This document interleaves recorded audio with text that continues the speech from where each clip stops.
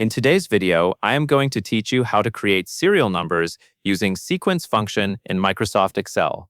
Serial numbers are useful for invoices, attendance lists, inventory tracking, and anytime you need a clean automatic numbering system.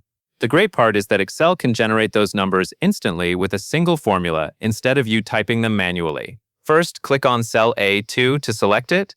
Take a moment to make sure you are actually in A2, not A1 or A3.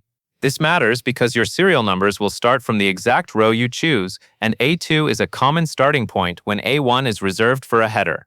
Once A2 is highlighted, you are ready to enter the formula. Next, type the formula =sequence 10 into cell A2. This formula uses Excel's sequence function to produce a list of numbers automatically. In this case, the 10 means you want 10 sequential values. After you enter the formula, look at the cell to confirm it displays the formula correctly, and do not forget the equal sign at the beginning. The equal sign is what tells Excel you are entering a calculation, not plain text. Now press the Enter key on your keyboard. As soon as you press Enter, Excel will generate the numbers for you. You should see values starting at 1 and continuing up to 10, placed within the cells that the formula fills. Depending on your worksheet layout, Excel will spread the results across the appropriate cells. If you only see one cell updated, that can mean the output is being constrained by your layout, but in most cases you will see the sequence fill as expected. After that, you have your basic serial numbering set up. This approach is ideal when you always want the same start point and the same simple counting pattern.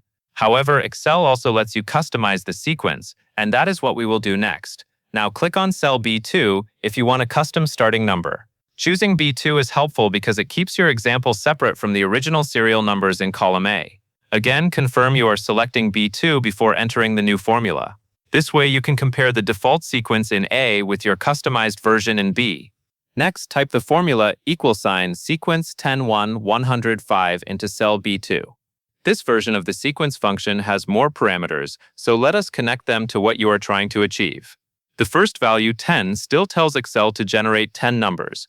The next value 1 sets the number of columns to 1, which means the results will be arranged in a single column. The next value, 100, tells Excel what number to start from, so your sequence begins at 100 instead of 1. Finally, the 5 sets the step size or counting interval, which means the numbers will increase by 5 each time. Once the formula is entered, press the Enter key on your keyboard. When you do, Excel will display the customized serial numbers starting at 100, then 105, then 110, and so on, up to 10 values total. As you view the results, verify that the increments are correct. The sequence should follow the pattern of adding 5 each row, because that is exactly what the final parameter controls. At this point, you have successfully created both a standard serial number list and a customized one using the same sequence function concept. This makes it easy to build numbering systems that match how your data is organized, whether you need simple counts or a controlled sequence with a starting point and step. That covers everything you need to know, and that is all there is to it.